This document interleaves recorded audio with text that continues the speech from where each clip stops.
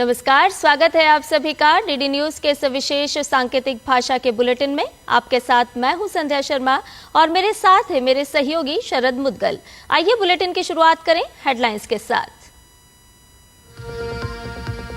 तटीय व्यापार बढ़ाने और शिपिंग उद्योग की मजबूती के लिए आज लोकसभा में महत्वपूर्ण बिलों पर चर्चा। राज्यसभा में वायुयान वस्तुओं में हित संरक्षण विधेयक के भी पास होने की उम्मीद।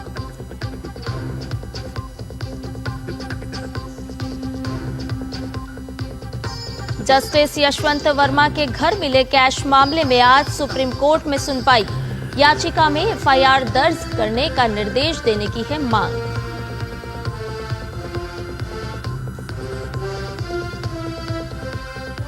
भारतीय सेना की बढ़ेगी ताकत। केंद्र सरकार ने नाग मिसाइल सिस्टम और हल्के वाहनों के लिए 2500 करोड़ रुपए का किया अनुबंध।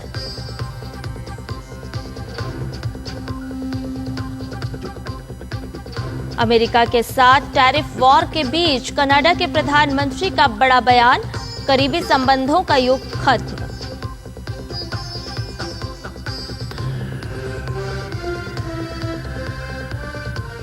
और सीनियर एशियन रेसलिंग चैंपियनशिप में महिला पहलवान ऋतिका हुड्डा की हुंकार। 76 किलोग्राम वर्ग के फाइनल में एंट्री। स्वर्ण पदक के लिए किर्गिस्तान की पहलवान से होगा सामना।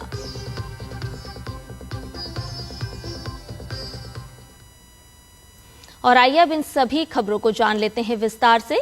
संसद के बजट सत्र के दूसरे चरण में कई अहम विधेयक पारित हो चुके हैं और कई पारित होने के लिए सूचीबद्ध हैं। लोकसभा में आज भारतीय पत्तन विधेयक 2025 पेश किया जाएगा।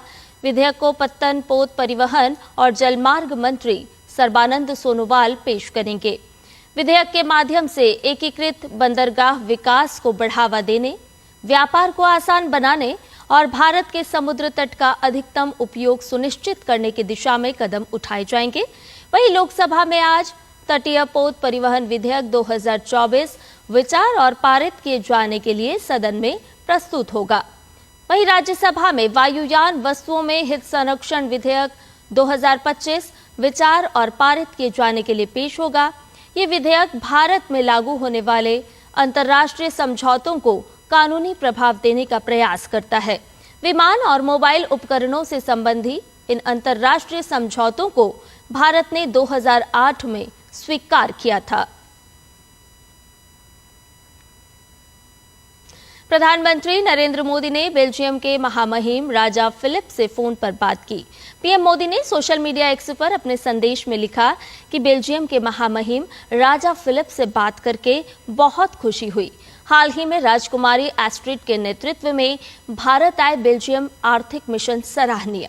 हमने अपने मजबूत द्विपक्षीय संबंधों को गहरा करने, व्यापार और निवेश को बढ़ाने और नवाचार और स्थिरता में सहयोग को आगे बढ़ाने पर चर्चा की।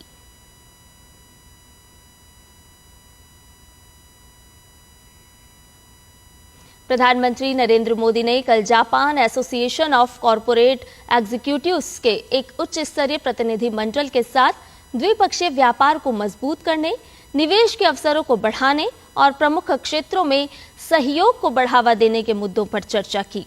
प्रधानमंत्री ने इस बात पर जोर दिया कि निवेशकों के लिए कोई अस्पष्टता या हिचकिचाहट नहीं होनी चाहिए।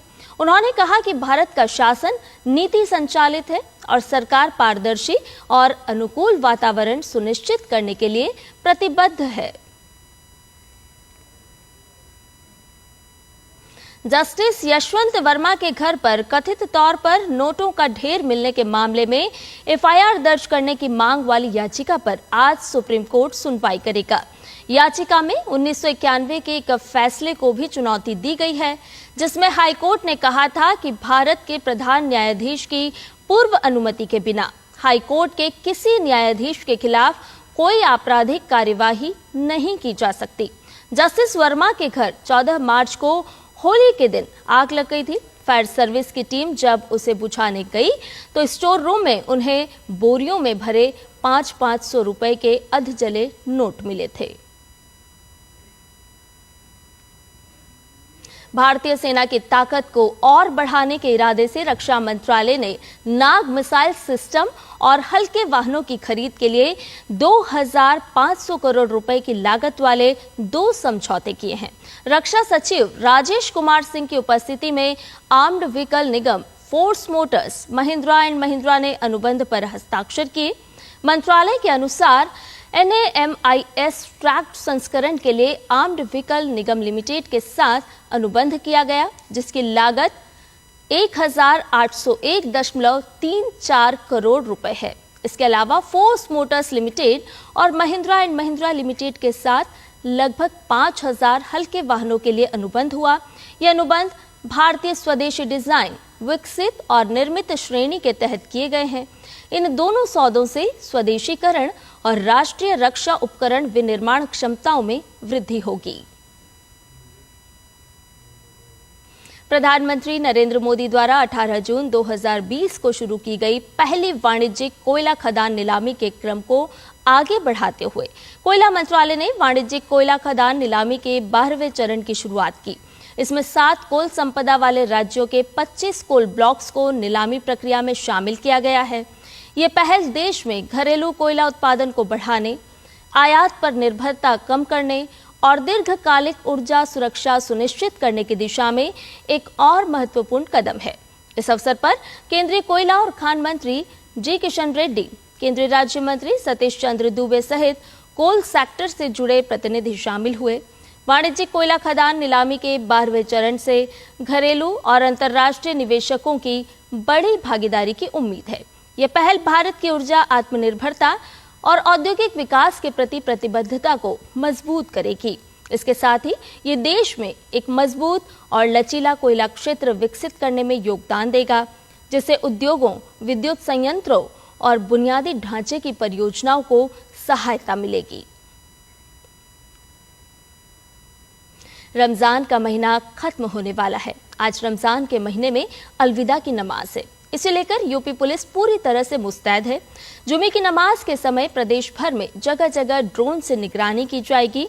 संभल में जुमे की नमाज को लेकर पुलिस हाई अलर्ट पर है। संवेदनशील इलाकों में फ्लैग मार्च भी निकाला गया। सुरक्षा के मद्देनजर मस्जिदों में ही नमाज पढ़ने की इजाजत है। इसके अलावा सड़क और घरों की छतों पर भी नमाज पढ़ने से रोक लगा दी गई है। शांति व्यवस्था कायम रहे, इसके लिए प्रशासन पूरी तरह से सतर्क है और सुरक्षा के कड़े इंतजाम किए गए हैं। वहीं प्रयागराज में पीएसी और आरएएफ की तैनाती की गई है।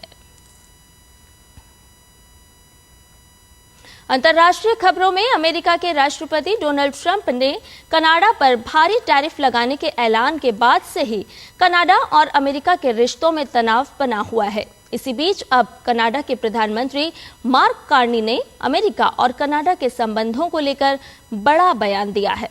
कार्नी ने अमेरिका के साथ रिश्ता खत्म होने का ऐलान किया। उन्होंने कहा, अमेरिका के साथ हमारा अर्थव्यवस्थाओं, सुरक्षा और सैन्य सहयोग पर संबंध आधारित था, लेकिन अब हमारा अमेरिका के साथ पुराना रिश्ता खत्म हो गया है। कनाडा के प्रधानमंत्री का बयान इस बीच आया है जब राष्ट्रपति ट्रंप ने टैरिफ बढ़ाने को लेकर फैसला लिया है। ट्रंप ने अमेरिका में निर्मित नहीं होने वाली सभी वाहनों पर 25% टैरिफ की घोषणा की है। और खेल की खबरों में भारतीय महिला पहलवान Ritika Hooda senior Asian wrestling championship के फाइनल में पहुंच गई है, जहां उनका सामना किर्गिस्तान की पहलवान एपेरी मैदित से होगा। ऋतिका के प्रदर्शन की खास बात यह रही कि उन्होंने बिना कोई अंक गंवाए फाइनल तक का सफर तय किया। ऋतिका ने साल 2023 में अस्ताना में आयोजित हुए सीनियर एशियन रेसलिंग चैंपियनशिप में कांस्य पदक हासिल किया था। वहीं ऋतिका अंडर 23 की विश्व चैंपियन भी रह चुकी हैं। अपनी इसी कामयाबी के बल पर इस पहलवान ने पेरिस ओलंपिक में भी अपनी चुनौती पेश की थी।